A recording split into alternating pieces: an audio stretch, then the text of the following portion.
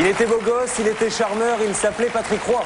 Oui, il s'appelait Patrick Roy et c'était l'un des animateurs préférés de tous les Français. Le charme, la gentillesse, le professionnalisme, Patrick Roy, il avait exactement tout. Alors, en réalité, il s'appelait Patrick Boyard, ce que peu de gens savent. Il est né le 17 avril 1954 à Poitiers. Il a fait ses débuts à Radio Monte-Carlo en 1976. Après quelques apparitions télé, il a commencé à faire de la télévision en 1988 avec une émission qui s'appelait Le Juste Prix. Et 2 ans plus tard, en 1990, on lui a confié l'animation d'un nouveau jeu qui s'appelait La Famille en Or. 90, c'est aussi l'année de son premier 20h30, succès fou. Donc c'est une ascension, un parcours fulgurant qui malheureusement s'est arrêté le 18 février 1993, date de son décès. Et ce qui est particulièrement touchant, c'est que vous n'oubliez pas, si l'on en juge par toutes les lettres que nous avons reçues, est-ce que vous allez parler de l'anniversaire de sa disparition? Voici donc un reportage qui retrace l'incroyable carrière de Patrick et l'un de ses grands amis, une star de la télé, nous rejoindra pour en parler juste après ce reportage que vous propose Yann Arnoux. 18 février 1993, TF1, journal de 13h. La nouvelle vient de tomber, Patrick Roy, l'un des animateurs vedettes de la chaîne, est décédé cette nuit. Il avait 40 ans. Mesdames et messieurs, bonjour. Il était chaleureux, sympathique, souriant. Nous l'aimions tous beaucoup, mais nous ne le verrons plus. Patrick Roy est mort cette nuit à l'hôpital de Villejuif. Un décès brutal qui va bouleverser des millions de téléspectateurs. À ses obsèques, la petite église de Saint-Benoît dans la Vienne sera bien trop petite. Fans, amis, collègues et inconnus viendront tous lui rendre un dernier hommage. Car Patrick Roy, c'était avant tout l'un des animateurs préférés des Français. À 40 ans, il avait gravi un à un les échelons du succès. Pas à pas, émission par émission, il s'était imposé comme l'un des animateurs vedettes du petit écran. Le Juste Prix, Une Famille en Or, succès fou.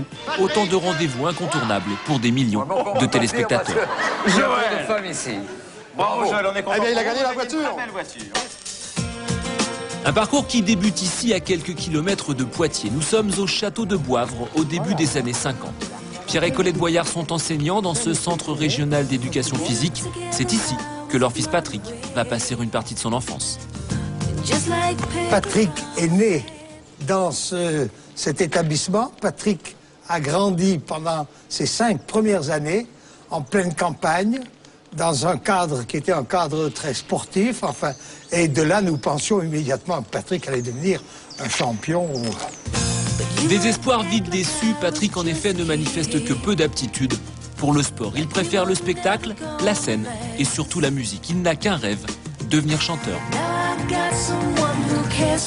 À cet âge-là, effectivement, il écoutait beaucoup de disques. On lui avait offert un petit tour de disques et il écoutait les disques pour enfants, les chansons. Et il a voulu un jour qu'on les enregistre. Il voulait avoir son disque à lui et on l'a fait. Je l'ai emmené, on a fait ce disque-là. À l'école, au dire de ses parents, Patrick est nul en maths mais plutôt doué en français. Par contre, il est déjà très attiré par la télévision. Il mimait beaucoup de choses qui se passaient, qu'il voyait à la télé. Il était un présentateur, il expliquait à des gens qu'il voyait devant lui ce qu'il allait faire, qui il allait présenter, etc. Il parlait comme il souhaitait parler en tant qu'animateur. Mais le petit écran attendra encore un peu pour découvrir le talent de Patrick Roy. Sa priorité, c'est la musique. Nous sommes en 1967, il fonde avec quelques copains du lycée un groupe de rock à tendance plutôt radicale, les Bataclan 13, une formation qu'il retrouvera d'ailleurs bien plus tard sur un plateau de télévision. C'est pas possible.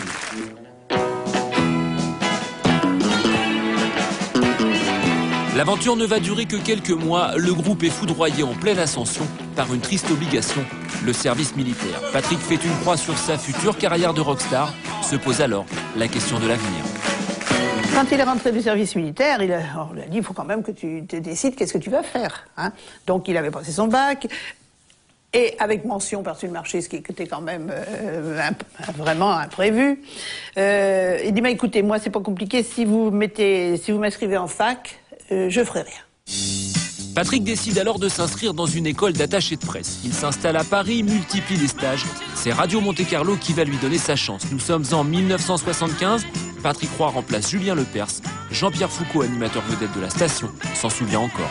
Il est arrivé dans le parking de la radio avec une petite auto Bianchi bleu marine, immatriculée 86, c'est la Vienne. On se dit, tiens, qui c'est celui-là?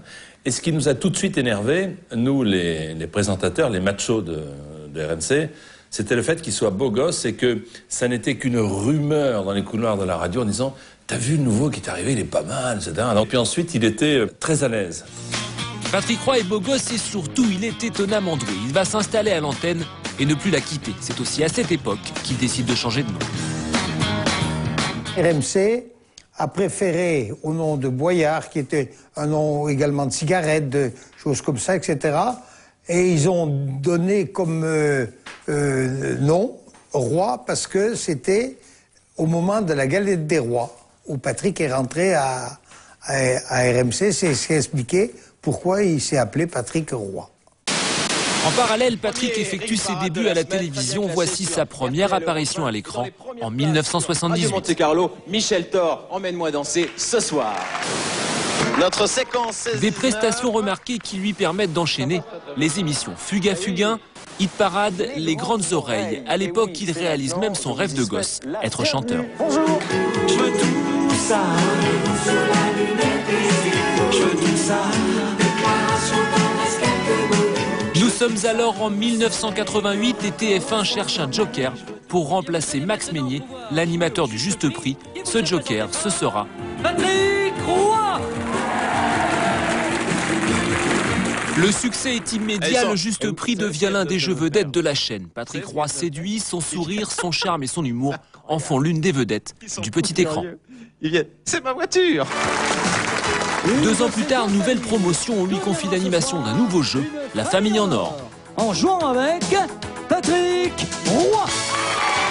Un cabaret parisien, Valérie. Le Balthazar. Le Balthazar. Laurent. Je crois qu'il y en a un qui s'appelle Alcatraz.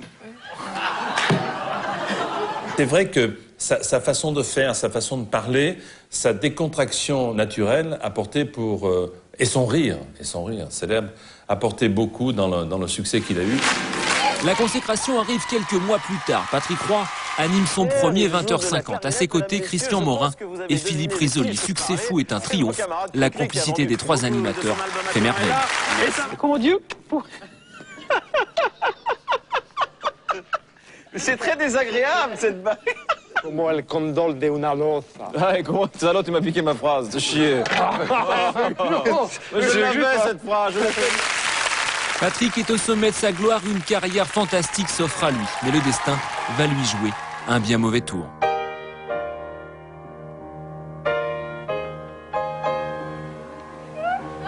Juillet 1992, ce sont les dernières vacances de Patrick Roy. Cet été-là, Patrick est assailli par de terribles douleurs dorsales. Il souffre le martyre, consulte des médecins, mais l'origine de ses souffrances reste mystérieuse, jusqu'à ce terrible diagnostic. On était là, Patrick était à Paris, le médecin nous téléphone et nous donne le diagnostic. Patrick est perdu. Il en a pour 4 mois. Le verdict est sans appel, cancer généralisé. S'engage alors un combat de tous les instants contre la maladie. Entouré des siens, Patrick va se battre jusqu'à son dernier souffle. Je lui disais, tu sais, ce que tu vas être très grave, c'est vrai, c'est très grave. Mais tu vas lutter et nous 3, on va s'en sortir. Il me croyait. En vain, Patrick Roy s'éteint au matin du 18 février 1993. C'était il y a déjà 8 ans. Depuis, personne n'a oublié Patrick Roy. Au cimetière de Saint-Benoît où il repose, sa tombe est toujours la plus fleurie. Pat a vécu peu de temps, mais il a vécu heureux. Le reportage de Yann Arnaud, je pense que pour Patrick Roy, vous pouvez applaudir très fort en tout cas. Jean-Pierre Foucault nous a rejoint. Bonsoir Jean-Pierre. Bien. Jean-Pierre, nous avons invité parce que vous avez été l'un des proches de Patrick. Vous l'avez vu arriver donc à Radio Monte Carlo. Et alors, ça s'est vraiment passé comme vous le racontez dans le reportage. Il y a eu vraiment cette rumeur qui disait il va nous piquer notre place. Non, pas ça. Notre place, non, pas notre place. Mais les filles d'RMC disaient quand même il est pas mal par rapport aux autres, hein, forcément. Il n'y avait pas de mal. Et donc, et puis, cet aspect chaleureux, sympathique, son rire communicatif, ce reportage que nous venons de voir est très beau et très, très émouvant. Et qui me soit permis de saluer ses parents, qui sans doute nous regardent ce soir, qui ont été extraordinaires tout au long du combat, du court combat dont nous savions les uns et les autres qu'il serait court.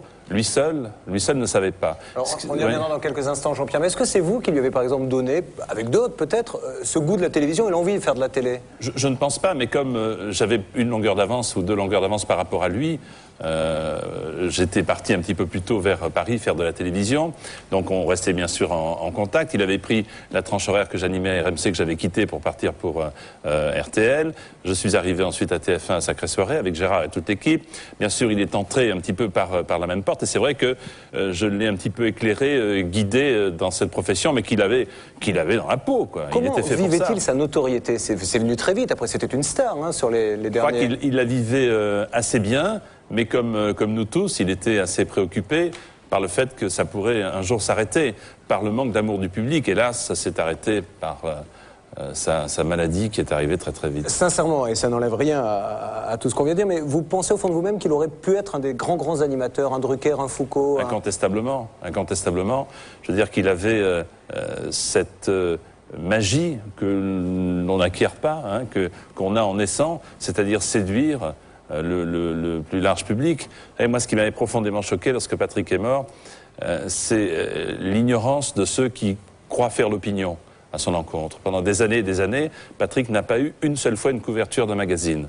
Quand on fait ce métier, quand on débute, ce qui était son cas, le rêve, c'est de dire, tiens, peut-être qu'un jour ma photo va paraître en feuillette avec angoisse les magazines de télévision pour voir si on y est. Si on est reconnu? Non, reconnu. Jamais, jamais, jamais. Au lendemain de sa mort, il a eu tous les magazines, tous ceux qui l'ont ignoré pendant sa carrière brillante, tout simplement parce que, et pour répondre à votre question, il était aimé du public, il allait chez nous, chez vous, 2 fois par jour, à midi, avec la famille en or et le juste prix. Il allait 2 fois par jour, il était normal, il n'avait pas la grosse tête, il ressemblait au public qu'il avait fait roi, puisque c'était son nom. Derniers instants, il était persuadé de sa guérison et il vous parlait même de travail, ne serait-ce que la veille de sa disparition? Vous savez, il y a quelques jours avant sa disparition, puisqu'il est mort au mois de février, vous venez de le dire, il me dit, tu sais, c'était au lendemain du 1er de l'an, il me dit, ma pompe à morphine est tombée en panne pendant le réveillon, et puis tu sais, pour trouver quelqu'un pour venir faire réparer ma pompe à morphine pendant le réveillon, c'est très très difficile.